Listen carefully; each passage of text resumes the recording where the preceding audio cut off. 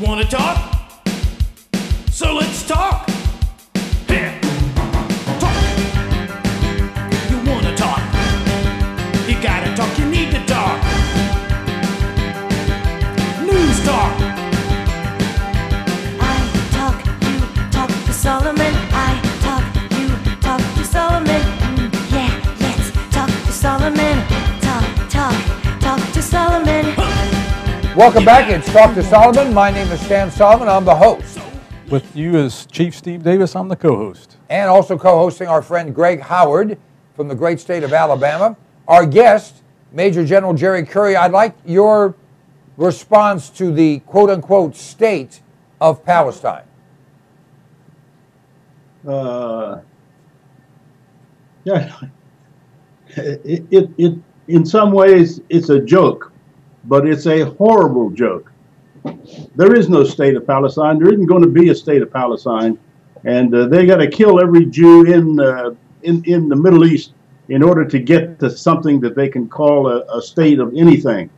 My feeling is that the United States should be very clear that we do not recognize any state of Palestine and are not going to recognize them in any way, and that we are going to stand with our friends, and we are going to stand for decency and for legitimacy and freedom and honor, and there is no way in the world that we will go down the road with these people. You know, Islam is it's totalitarianism like the Soviet Union was and like China is today. And its evil is not confined by geographical boundaries. So if you have supposedly some kind of boundaries of the state of Palestine, they're still going to be firing rockets out of the Gaza Strip across the state lines. Well, of course, in their artwork, they show the state of Palestine as replacing Israel. And they show one land, including Gaza, the West Bank, Israel, and all of it being quote-unquote Palestine, and Israel and the Jews just being, well, gone. Let's go to Greg.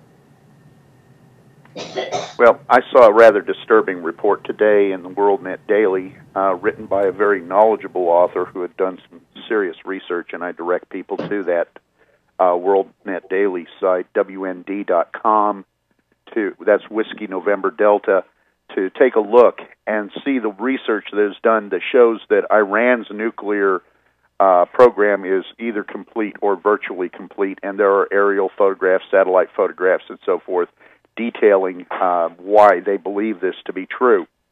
This is a very dangerous development in conjunction with what I feel to be absolute disgusting choices being made by our White House right now to turn its back on the only democracy in the region, and second of all, the only nation in the region that didn't celebrate when our Twin Towers fell, and the only nation that we could truly count on when things went awry.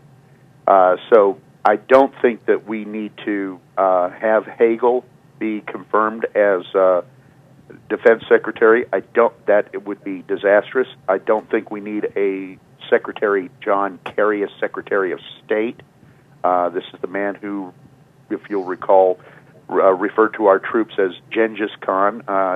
Didn't even know enough about history to pronounce the name properly.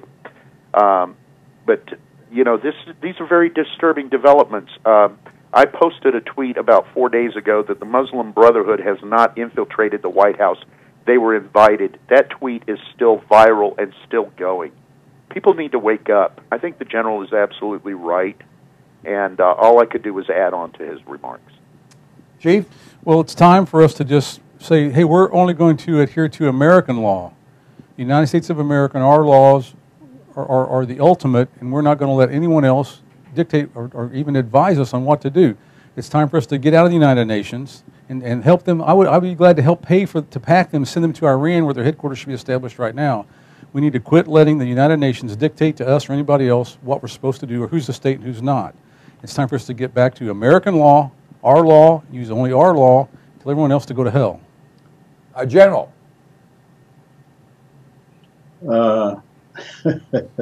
There's not much left to say. Craig and Chief have sort of said it all. And I agree with the last comment, Chief, that you made. We know who we are. We know what we believe in. We know what we support for the future, and we ought to stick with it and do exactly as you say. The rest of them can go jump off the bridge if they want to, but we are not going to be influenced in any way by their jumping off the bridge. Now, we have a president doesn't agree with us, obviously. A president that is, as the president of this nation, is moving us to where we're the ones that will have to jump off the bridge. And we just had a Palestinian chief judge say Jerusalem will be the capital of the worldwide caliphate, Muslim caliphate, where they will control everything. I truly believe that this president, if he had the power, would subjugate the United States to Muslim control. I think he would. I think that's his object, and I think he's doing it in a very sly and a very secretive and a very underhanded way. But the result of this thing is we will end up with Muslims prominently running the world. It'll be interesting, more than interesting. It might even be tragic. We'll have to see as this thing unfolds. But the number one requirement for any of this to move forward is to disarm the American people. We had that discussion with Larry Pratt. I want to touch on it again. General, in your mind, we know that, well, I don't believe that Congress will pass anything substantive in the means of, in the way of gun control, but we know that the president, by executive order and by executive fiat, can make it almost impossible to buy a weapon, to buy ammunition. This start of making public the names of all gun owners, so that they can be targeted by thieves and thugs and loons and leftists. Although I'm saying the same thing 4 times. Your thoughts? Yeah, I think that's his intention. That's where he wants to go. But it's time for some leadership. I keep saying this over and over. It's time for some leadership. It's what's wrong with the Republicans standing up in Congress and saying we're not going to allow the president to do this. We are not going to let him get away with this. We are going to filibuster him. We're going to make his life difficult. We're going to make it such that he intolerable. He will come and beg us for mercy before this is done with, and we are just not flat going to put up with it. Greg? I can't argue with that. It is about time for some backbone. That's what I think we need. Of course, that's the first element of leadership, is the strength to take a position that may not be popular but is right, and to stand by it after obtaining all the facts that are necessary. I'm sure the General has more experience in leadership than I do, but I did pay attention at the NCO Academy, and I know that once you have all the facts and you know what is right and wrong and what the commander's intent is, you carry out the mission. Well, in my case, the commander's intent is the Constitution, and it is very clear what needs to be done. And the commander's intent is that we stand up and defend the Constitution and fight off this growing tyranny. And the one thing that they need to make it complete and to set the trap completely is to disarm us. And that is the one thing we cannot allow. I couldn't agree more. Here, there, and everywhere. All right, we're going to shift gears and into reverse. In March. Could I just interrupt? Okay, go ahead, General. And that is that, I wrote an article several months ago, and a lot of people poo-pooed the article. But now I notice it's gaining a strength, and people are starting to say, hey, maybe there's something to it. And it was about the Department of Homeland Security last year bought more bullets than we bought for Afghanistan last year. I saw your quote on that the other day. And not only the Department of Homeland Security, but all the other government departments, Social Security and forced control. I mean, the federal government in total, all the federal government agencies, not military, bought in millions and millions and millions and millions and millions and tens of millions of rounds, and you have to wonder why.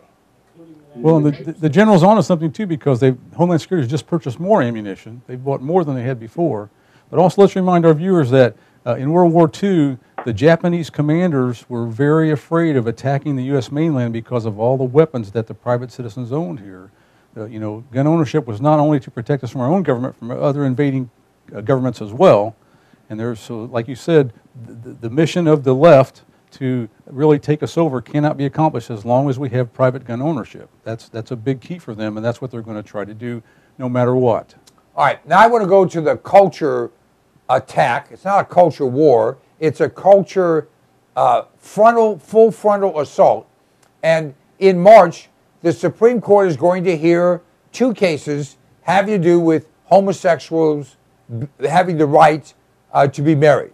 Or to put it more clearly, to equating homosexuality with heterosexuality. Now, let me get in as much trouble as I can here.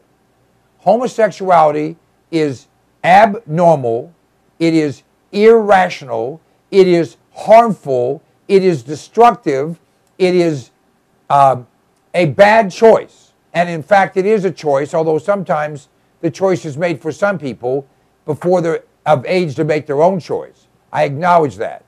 But the reality is, when we break down the nuclear family by arranging for 2 men, 2 women, a man and a watermelon, or whatever else to become a marriage, then it is the beginning of the end of any society, and history has shown us that. It showed us that in Greece, it showed us that in Rome, it showed us that in Germany, it showed us that anywhere, everywhere it's ever been talked about, and this is not unique, it's not the first time. General, in your opinion, and no one knows, because we've got Justice Roberts, who has proved that his head has been lost for some time in his butt, is it your feeling that this Supreme Court might in fact declare homosexuality to be normal? Yeah, I think so. It wouldn't surprise me at all. This Supreme Court, in that Obama has stacked the deck, but in that we have people like our present leader of the court, who's going down all of these roads. I'm not sure that anybody, you know, we need a national discussion of this subject, and we really haven't had it. We've had people make speeches about it, but that's about all. You have to ask yourself this question. If homosexuality is okay, and it's not a problem, then pedophilia should not be a problem. In fact, there's no kind of sexual perversion that should be a problem. Bestiality, well, you know, why can't you have sexual relations with your dog, for example? That shouldn't be a problem. Once you go down to why can't you marry 7 women? The Mormons would love that.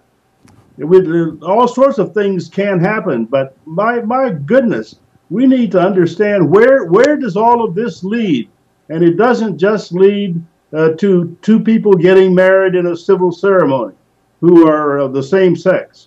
This leads to all sorts of sexual perversion, which is not only wrong, it is destructive of American society. And of course, the next logical thing, because they're all members of the same group, it's gay, lesbian, bisexual, and whatever the other one is, transgender. That if 2 people of the same sex can marry, or same gender, then why can't a person who's bisexual marry one of each? And why can't someone who's transgendered, marry themselves? I don't know. The answer is, where will it go? And the answer is very obvious. It goes to where there is no right and there is no wrong. Greg? Well, on the issue of marriage, I can be very straightforward on that. Marriage is defined to set up a family. That is what it's set up to do. And the husband and wife model is the basis for the nuclear family. And we talked earlier in the previous segment about the importance of the nuclear family with adult male-female role models and how children develop poorly and develop abnormally and turn into, in many cases, monsters without proper male and female role models in their lives. We were fed a lie in the 70s that men and women, that a woman could raise a child completely without the man, and that the man was really only essential to be a sperm donor, and then he could get the heck out of the picture. And as we've seen, and we won't reiterate what we said in the earlier segment, this has been a disaster culturally for this country. So we have got to protect the issue of marriage. It was set up to design the natural, and this is natural, okay? You cannot produce babies without male-female. A family starts with male-female. So I'm going to stay on this subject, male-female, nuclear family, marriage, man-woman, period. Chief? All right, to answer your Supreme Court question, first of all, our founding documents guarantee that every American has the right to life. That's the first thing that's mentioned in the documents. And so for the Supreme Court to rule that we can destroy our unborn American children, if they're going to go that far, they certainly could obviously easily rule that anybody can marry anybody, or how many, is like the general said. But the general also said we should connect the dots. And I believe that's really the key there. So we look at what's really happening is, this is, like you said, Stan, this is not about, homosexuals can get married and be happy. That's not the issue at all. The issue is we want to destroy, not we, but the left wants to destroy the American family. They also want to destroy Christianity, because those two things stand right in the path of what they want to do. This is like a sports coach who's going to break down a team and then rebuild the team back up the way he wants it. They're going to break down our team, which is the American family and Christianity, and build it back up into what they want, their leftist socialist utopia. All right.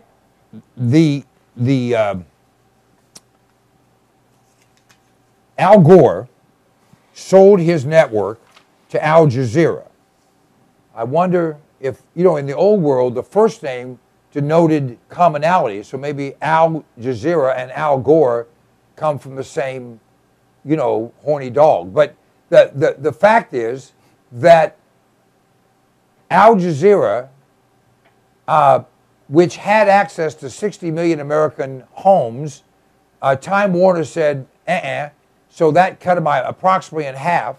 What I didn't know was that Comcast was one of the investors in Current TV. They had to go along with this, selling it to Al Jazeera, and they are now the major outlet left for Al Jazeera to put their perspective out. And the first thing Al Jazeera did when they made this purchase was fire former New York Governor Spitzer. And even though liberals and leftists are saying they should have a right, freedom of speech and all that, they all were surprised when they fired Spitzer. Now, I have a news flash, and then I'd like to get the general's response. Spitzer is a Jew. He's a lousy Jew. He's a lowlife.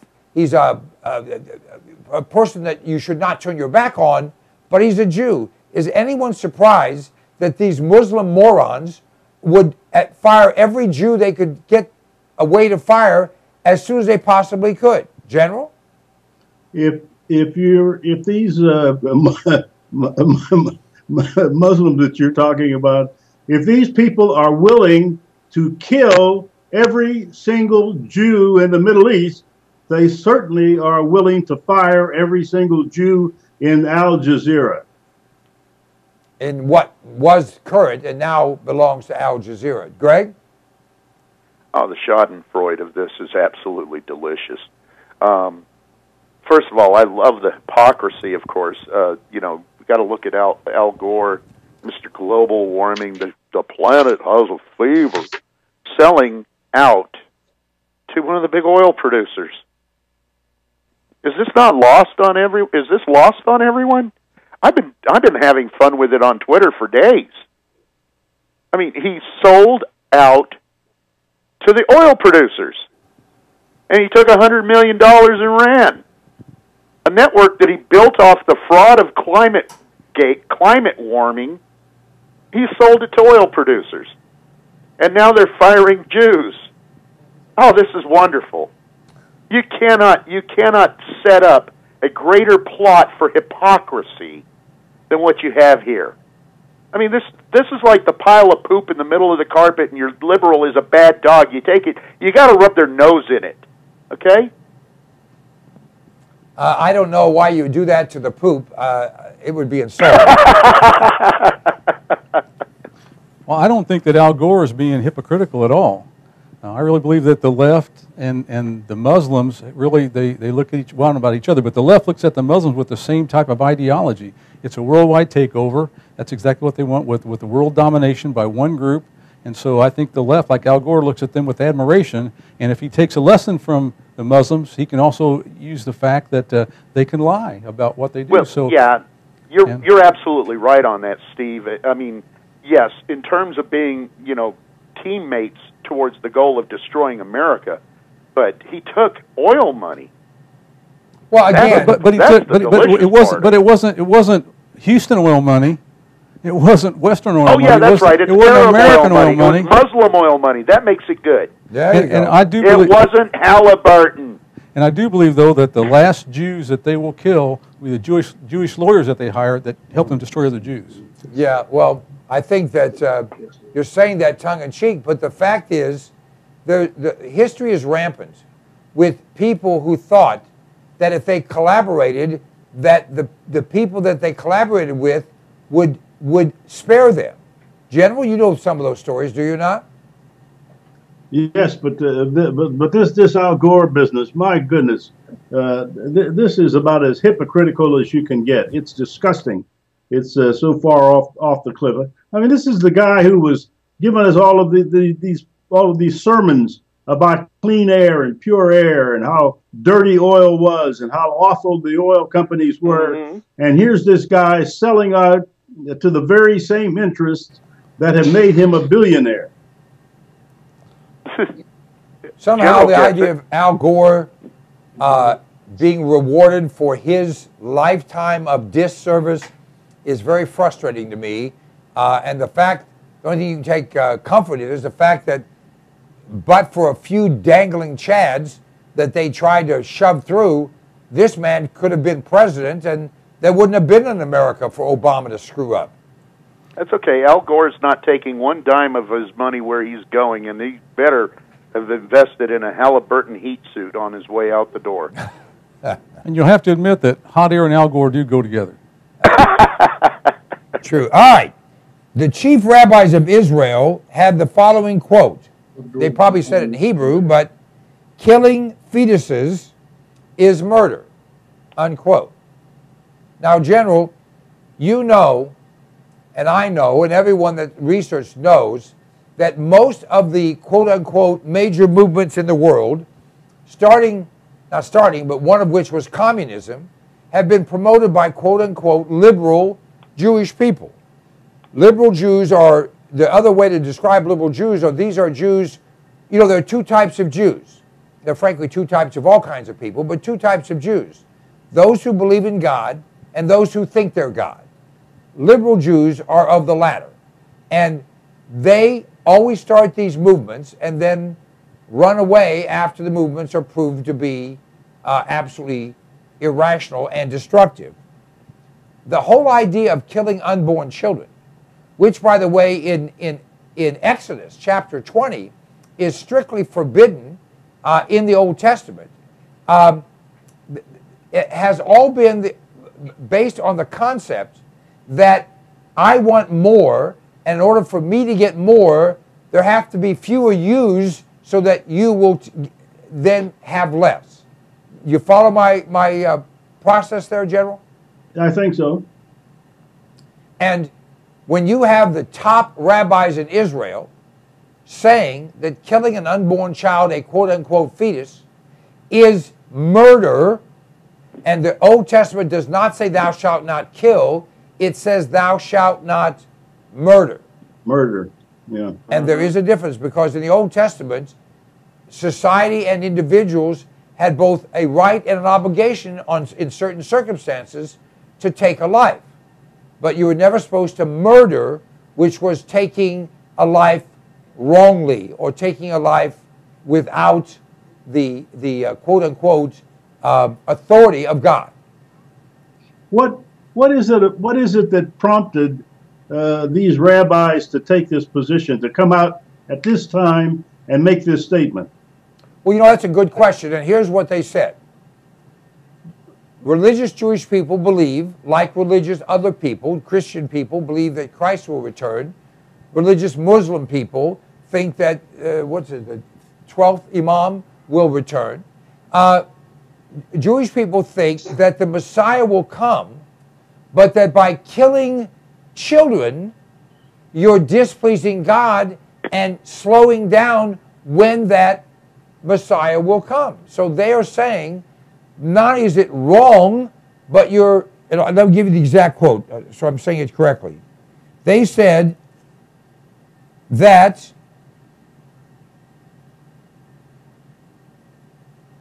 it says, oh, come on, just, the redemption does not take place until all the souls are brought out of their storing place. This means widespread abortion in Israel is delaying the coming of the Messiah. Okay. So it's we want the Lord to return, and by killing unborn babies, you're stopping that from happening. Yeah, this is you got me. We're I feel like I'm going over the cliff on this one. I'm not sure how to answer that. I really don't have an answer for you. I'm sorry. Well, I'm just saying the authority that many quote-unquote liberal Jews use for the taking of unborn life is that in the Old Testament, a child is not vested with their birthright until they reach the age of 1. So their argument is that until a child is 1 year old, they're not really a person. They're going to become a person. Okay. And these rabbis are saying, If God plants that seed, as it says in Jeremiah, I knew you before I put you in the womb, that's one of God's children, and to kill that child in the womb is killing one of God's creations. And one of those creations could well be the Messiah from the Jewish perspective. Well, I can't talk about the Jewish perspective, but listen, I go along with that idea.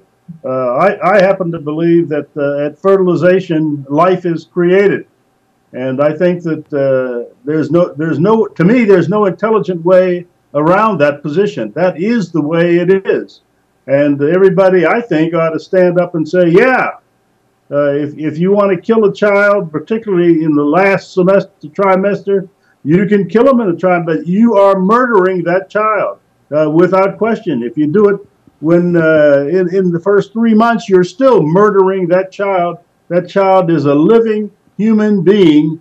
And, we talk about women's rights. The question is, what about that child's rights? Does that child's rights override women's rights? Greg? Well, I happened to have actually started out my college career as a cellular and developmental biology major with the eye towards becoming a medical doctor before some circumstances changed things and figured out that was not going to be economically feasible. One of my great regrets in life, however, to the point, this was right after Roe v. Wade, and they had not had a chance yet to run around and change all the textbooks. The textbooks at the time said life began at conception. Also, because of my knowledge of cellular and developmental biology, I can tell you that life is taking place inside that fertilized zygote immediately once the two strands of DNA joined, or the strands of genetic material joined together to complete the first strand of DNA. Immediately life functions begin. When you start having replicating DNA, you have mitochondrial DNA and RNA making the necessary chemicals and enzymes for life. Life is existing inside that one cell, the same as it is for the amoeba, the same as it is for the algae. Therefore, it is life, and it is very, very early that you can see the fetus or the embryo reacting to the pain of being cut up by the forceps. And what I really don't understand is how people can argue that this is somehow parasitic tissue, or that it is not life, or that it is not a human being. I have never once had my wife come up to me and say, honey, the fetus just kicked. It is a baby to those who want it. It is a fetus or a punishment to those who don't want it. And to hear last year that Planned Parenthood had a record number of abortions while their conception or contraception practice fell and their cancer screening practice fell, but they tell everybody we're here to provide contraception and cancer screening, yet those two pieces of business, if you want to call it that, have fallen off dramatically while abortions continue to rise, just makes me nauseated.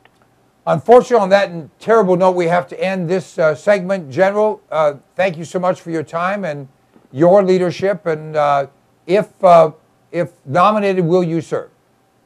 Absolutely. I'd like to take a shot at it. Oh, and good. I got to tell you, we cleaned this mess up.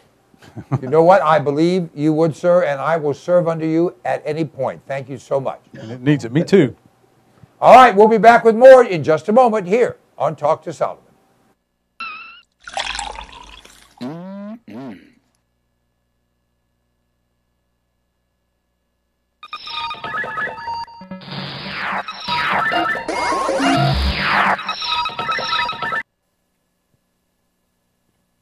You have a computer, if you're alive today, which means you have a hard drive, which means it's going to break down. Mosey, the backup people, for thousands, for Stan, for thousands of people, for tens of thousands of people, is simply common sense. You go to cpnlive.com, click on the icon for Mosey, the backup people, and sign up. It's just a few dollars a month. Let me tell you something. We had a break-in. They stole our whole computer. You know what? When they take the computer, you can't recover anything, but we had Mosey. We had the backup. We were able to restore everything simply by buying another computer. cpnlive.com, click on the icon for Mosey, the backup people, and give yourself common sense, peace of mind, great value, the best thing you've ever done. Sooner or later, it's going to be Mosey, the backup people.